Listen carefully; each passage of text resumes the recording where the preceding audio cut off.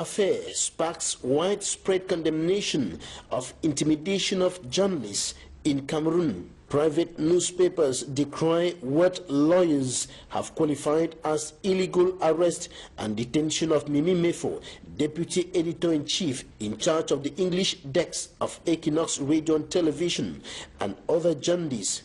Mimi Mefo is detained on 2-count charges: propagation of false information and contempt of public bodies and public servants. Charges described by lawyers and the press as unfounded. The Guardian Post tells its readers all about the Mimi Mefo affair. Le Jour puts forth the question, why Mimi Mefo? And Le du Sahel says Mimi Mefo should not be in the Douala Central Prison. On its front page, La Nouvelle Expression newspaper qualifies her arrest and detention at the Douala Central Prison as an attempt to muzzle the press. Le Messager says the regime is imposing terror on the press, and in the same vein, Mutation highlights a wind of terror blowing across the media landscape in Cameroon. Emergence reports that press freedom is in danger in Cameroon. The state newspaper Cameroon Tribune is silent on the arrest and detention of Mimi Mefo and other Cameroonian journalists. Meantime, Le Quotidien de l'Économie reports the ongoing mobilization for the liberation of Mimi Mefo.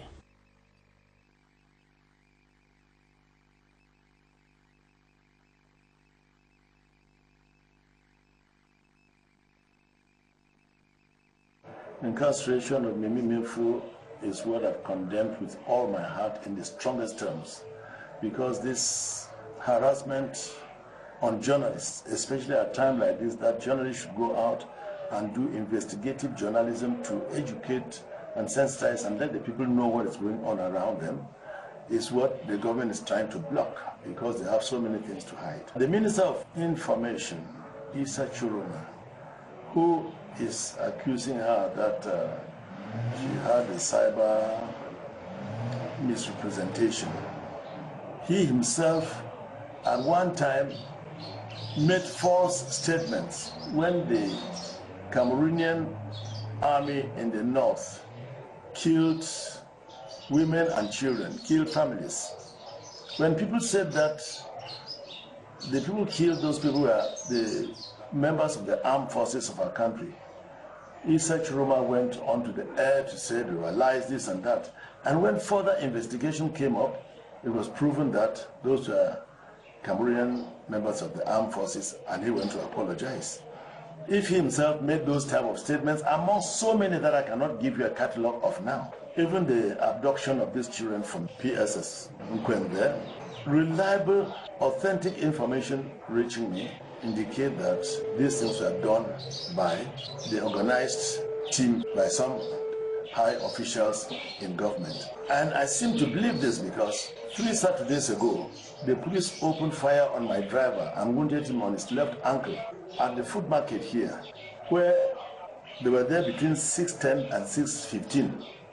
That's just 15 minutes into the curfew time. What pardonable and reasonable excuse will somebody give me that people came into a school with a very big bus to carry 80-something people out of that school, whereas they were members of the armed forces guarding the school, and there are checkpoints around that school, and they went through these checkpoints and went with 80-something children, and nobody saw them. So what are we talking about? The curfew in the Northwest. Now, if you publish this now, they will tell you that you are telling lies. And Mimi Mefo said the bullets that killed the American pastor were fired by members of the armed forces, government forces. That unfortunate late man was not in the vehicle alone. So, with 8 children. So there were about 10 of them in the car. And certainly they saw from which angle the guns were being fired, and saw some of the people firing the guns. And so if today they are saying that Mefo said, it means that Issa Churuma himself has told many lies. And if they are locking up Mefo, Issa Churuma should be at the gates going to Konding himself. I told him before, when we talked about federation, he said anybody who talks about a federation will be imprisoned. And when I met with him in a 2D, I said, Chiroma, you came out of prison to be a minister. When you will finish your ministerial job, you'll go back to prison. And it's the same thing still haunting him. When I watched him reporting about the Meme thing, you saw that he was a little nervous, stammered a bit, and when a person starts stammering, not being fluent, and talking to convince people, to let people know the truth, not that there's a lie that is hiding somewhere. I want to call on the press corps to brave it as a team, as one people, and fight it together, because today is Meme's day, tomorrow might be your day. And the people who are doing this should take note that they who pass judgment should take note that judgment is also waiting for them. I want to tell Meme that this should not go to frighten or deter her. She will come out and she should be more aggressive and more investigative. Because if you looked at the things that she revealed, showing how people are, the number of houses that have been burnt in the southwest and parts of the northwest, and when they tell this, they will say that they are telling a lie. Look at the investigation went to Pinyin, and people took pictures of the unfortunate children that were killed there. They said they were Amazonians, and that 2 leaders ran away. Issa Chiroma sat in Yaoundé and made statements that the security forces went and maneuvered and killed and did this and that. The CRTV did not go there to investigate for the Minister of Information to talk. He was talking from what he heard. So the type of investigations and things, the way they are going in our country, leave me with great fear that instead of us looking for ways to open up for reconciliation, for proper talking to see how we can bring things together, we are instead trying to tear things apart. It is unfortunate. I want to tell the press corps that people should be courageous and stand for the truth, because only the truth shall set us free. A lot of campaign has been going on social media, people calling on the state to release Mimi Mefo as she has been doing her job. Do you share this opinion, Mr. Chairman?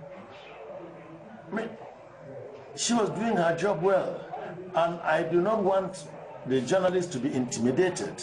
That's what I said before, that they should not intimidate you people. They should not intimidate the journalists because somebody's made a statement that this is wrong.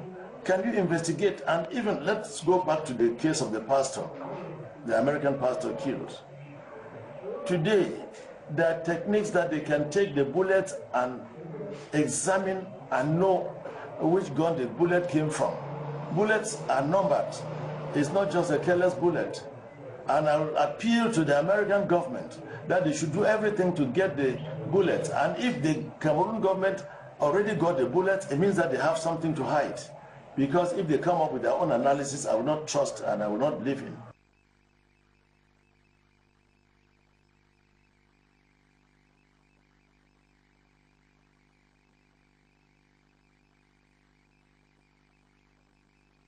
The international press has diverted its attention to Cameroon regarding the incarceration of EQUINOXE television journalist Mimi Mefo, editor-in-chief of the English service, Wednesday night at the New Bell Central Prison, Douala. Some foreign media invoke gross violation of human rights and freedom of expression by journalists in Cameroon. They have reported severally on the unlawful arrest and detention of Mimi Mefo since her convocation at the Bonanjo Gendarmerie Legion, Douala.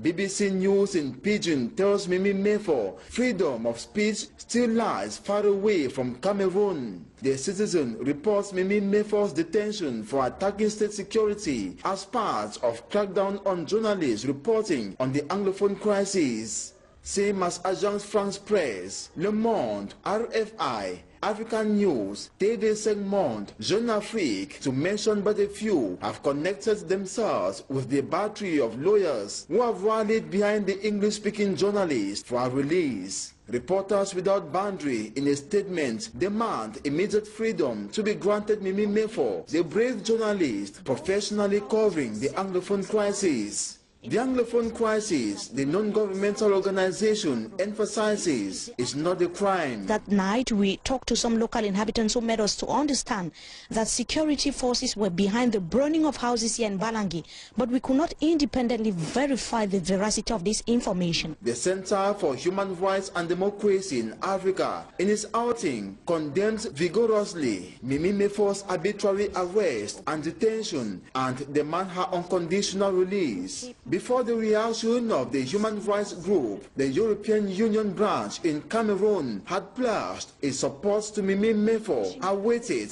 at the Douala Military Tribunal, Monday, November 12, 2018. For Equinox Television from Balangi, we are Amos Fongo, Eric Masianjomo, and Mimi Mefo.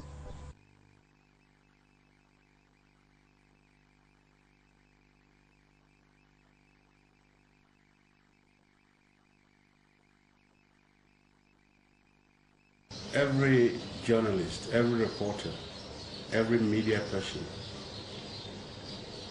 is very sad about the recent developments concerning the practice of journalism in the country. Be them Anglophones or Francophones, or journalists wherever in the world, is a setback for democracy. I think the recent arrests of some of our colleagues is very regrettable. It is a slap on the face of the very democracy that President Paul Biya and his government are trying to promote.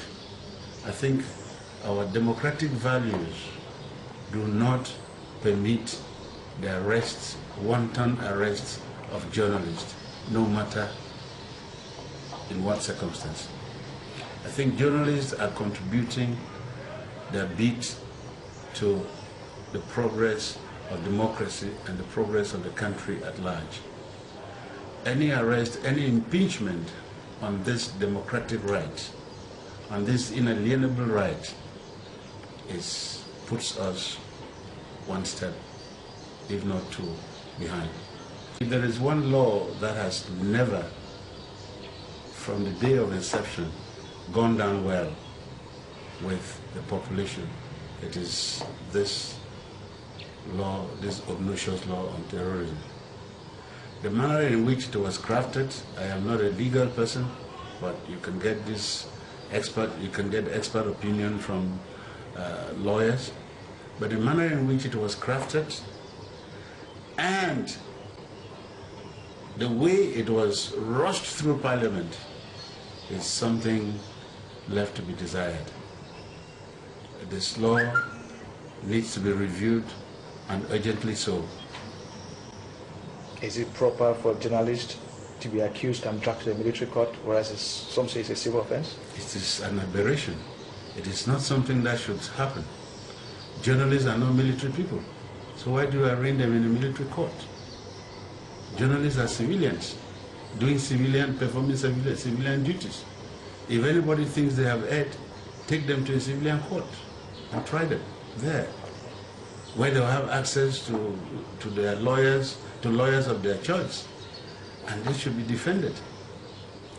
And we said we have adopted the Anglo-Saxon system of justice, where somebody is presumed innocent until proven so. If somebody feels that he or she has been abused by a journalist, I think the onus is on that person to prove his case, and not the other way around, which brings us back to the French system of justice. Chief, before what company, the recent arrest of journalist of Equinox TV, Mimi Mefo, on the point that inciting violence and of course act of terrorism. Many other young journalists, especially of our own area, are of the opinion that probably they might not report anything in as far as the crisis is concerned, because anything short of that is like you are inciting violence, you are a terrorist. When journalists will not report the truth, when journalists will not be fair, when journalists will not report both sides of an event, then of course we are in for a mess. Journalists, Mimime for, as far as journalists are concerned, professionally, I don't think she has erred. But those who have arrested her might think otherwise. But we think that she simply did her job the way it should be done. She simply reported both sides for the public to judge. And I don't think taking her to a military cell is not a military court. It's not the best way for us to pay her back for the good job she has done. You can imagine that since the crisis, she is one of those who has been so fair, always coming up with both sides and close to minute by minute happening of what is happening on the ground. So she is a brave journalist. She's a young, brave person whom all of us should appreciate. And I fear that the current problems should not deter the younger people who I think should, on the contrary, emulate and even surpass what she is doing. I think she has been bold, she has been frank, she has been fair, and professionally, we don't think she has done anything wrong.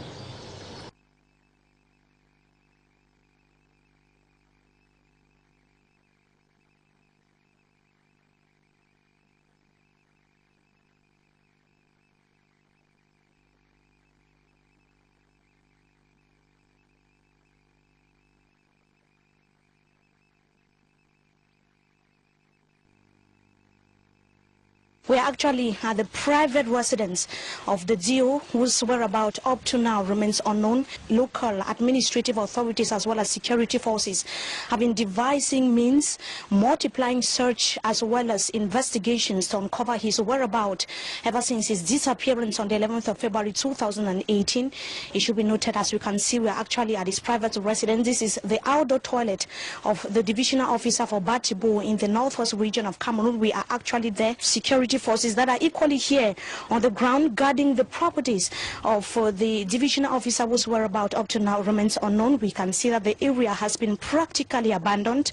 His families that were left behind, their whereabouts is unknown. This is the kitchen, the outdoor kitchen of the DO that went missing on the 11th of February 2018. We can see how the kitchen as well has been abandoned. That is the atmosphere here in Batibo of the northwest region of Cameroon, where search has continued to intensify. We can see that is the building, the backdoor building of the residence of the DO.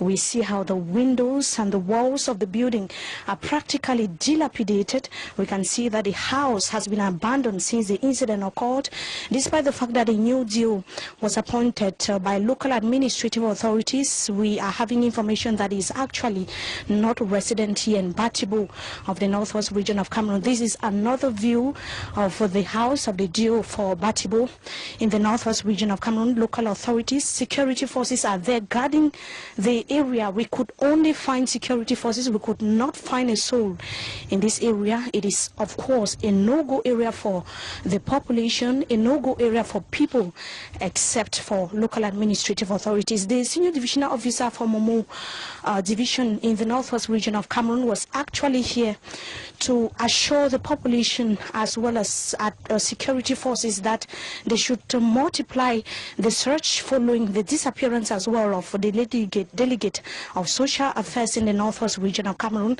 We can see how vehicles are parked here. We would be taking our televiewers to the front of the house of the DO. This is how the house has so far been abandoned. Inside we can see the blinds, the chairs. We can see the chairs that were practically abandoned by the family of the missing DO. Up to now, his whereabouts is unknown. And local administrative authorities have indicated that they are multiplying investigations as far as the situation is concerned. We are on special assignment in Batibo, Momo Division of the Northwest region of Cameroon. We are Masian Jomo, Innocent Abega, and Mimi Mifo for Equinox Television.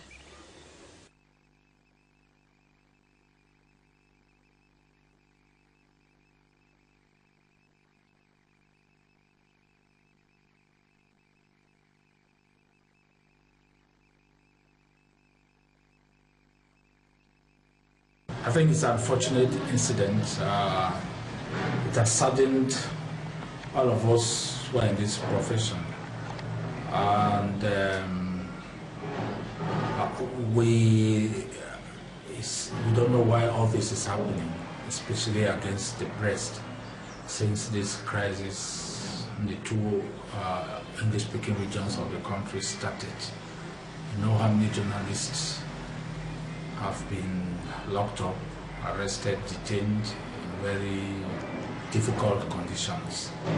And me has come to add to that long list. It's really unfortunate. I don't know whether it's intimidation. I don't know whether it's a means to gag the press. I don't know whether it's... Look, a democracy, as the president talked on during his inaugural address, of democracy is talking of, cannot really be enhanced without a free press. The free press is one of the main corners of a democracy. So if the press feels threatened and cannot do its job objectively and without looking behind its shoulders, it's an unfortunate situation. Democracy cannot be said to have taken root in our country. What is even more disturbing is that for the slightest of misdemeanors, you are dragged to the military court, like Mimi has been dragged, like the journalists in Bamenda have been dragged, and like even our journalist here, Atia, who spent 9 months in the Kodenge maximum prison. This is even more fearful. For the slightest misdemeanor in the press now, you are taken to the military court. Is regarded as an attempt on state security. I think it's too outlandish, and it's like using a hammer to kill a fly. I just believe if we have reasonable men of honor in this country, especially our parliamentarians, they should go back and take a second look on the anti-terrorism law. The law has been stretched. We raised our fears when that law was passed, that everybody is going to use that law for the slightest of crimes to punish people. And we are seeing how it is being applied. We don't know why journalists, for the slightest crime or misdemeanor, have to take them to military court when there are civil courts all around the country. And that is why we in the media for years have been crying for the depenalization of press misdemeanors, because there is no need sending journalists to jail, heaping heavy fines on them. I don't think our country will move forward without a free press. So we want to call on the authorities that this spate of arrests should be tempered with, and let the press, let journalists work with a free mind. Our country cannot develop without a free press. We know journalists are not perfect. They make errors now and then, but we don't think the way to bring them to order is by taking them to military court or by sentencing them or arresting them. I think what our message is that these journalists should be released. And if there is any tangible crime, any grievous crime,